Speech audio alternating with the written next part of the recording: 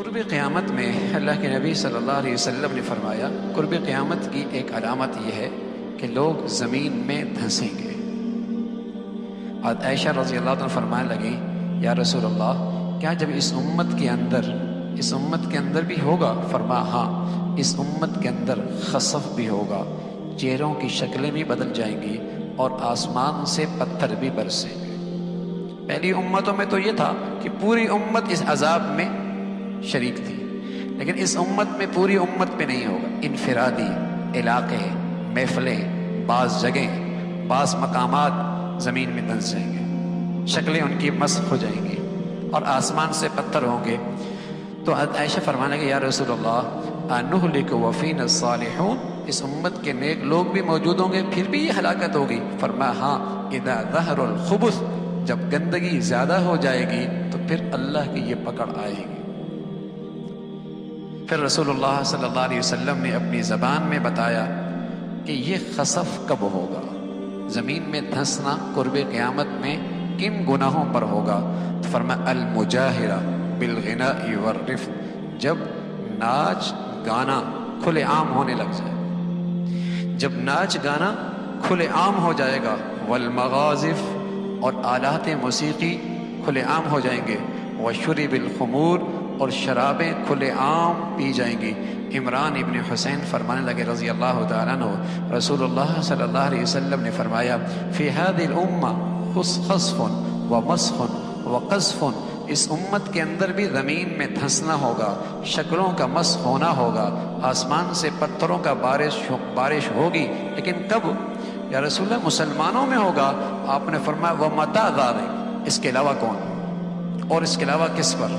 فرمایا جب یہ مسلمان اسلام کے نام لیوا، اذا ظہرت القینات والمغازف وشربت الخمور، گانے بجانے والیاں اور آلات موسیقی کی جب کثرت ہو جائے گی اور شرابیں پی جائیں گی، پھر اس امت کے اندر بھی زمین میں دھنسنا ہوگا۔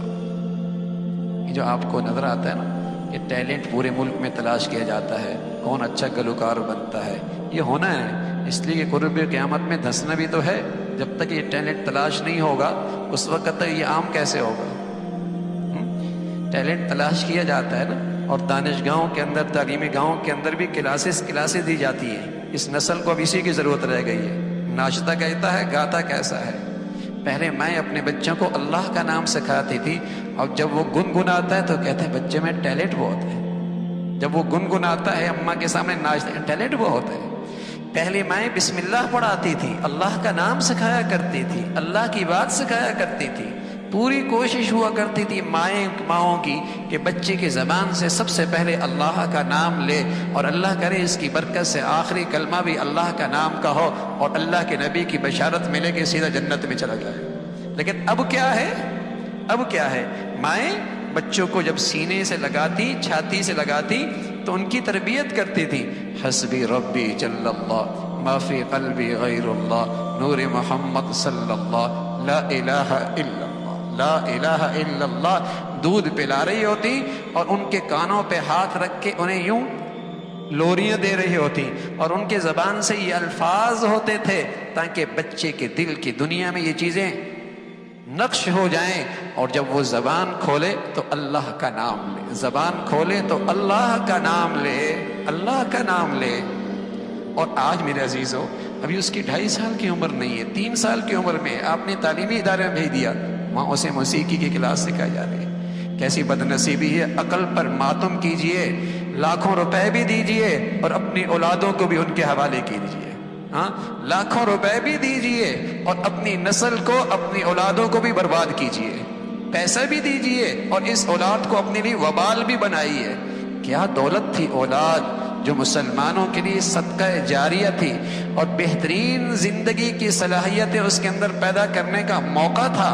کیا بڑی دولت تھی کہ مسلمان اس میں سرمایہ کاری کرتا، اپنے وسائل لگاتا، اپنی صلاحیتیں لگاتا، اپنی توجہ دیتا، تاکہ اس سرمایہ کاری سے ایسی چیز بنے کہ کھربوں سال کی زندگی میں اس کے لیے صدقہ جاریہ بنے، اور دنیا کے چند ٹکوں کے خاطر اس کی آخرت بھی برباد کرتا ہے اور اپنی بھی آخرت برباد کرتا ہے، اپنی بھی آخرت برباد کرتا ہے۔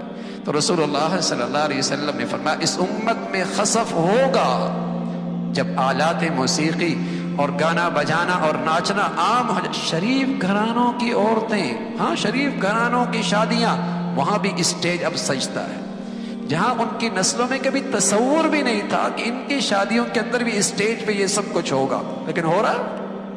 ये सब कुछ हो रहा है और आगे बढ़ता चला जा रहा है।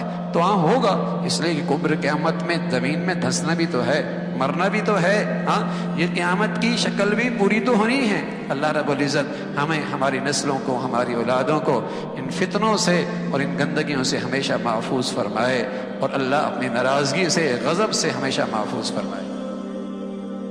जो कुछ सुना गया अल्लाह इस पर अमल करने वाला और आगे लोगों तक पहुँचाने वाला बनाए। मज़ीद इस्लाही बयानात के लिए हमारा यूट्यूब चैनल ईमान और यकीन को सब्सक्राइब करें। जज़ाकल्लाह।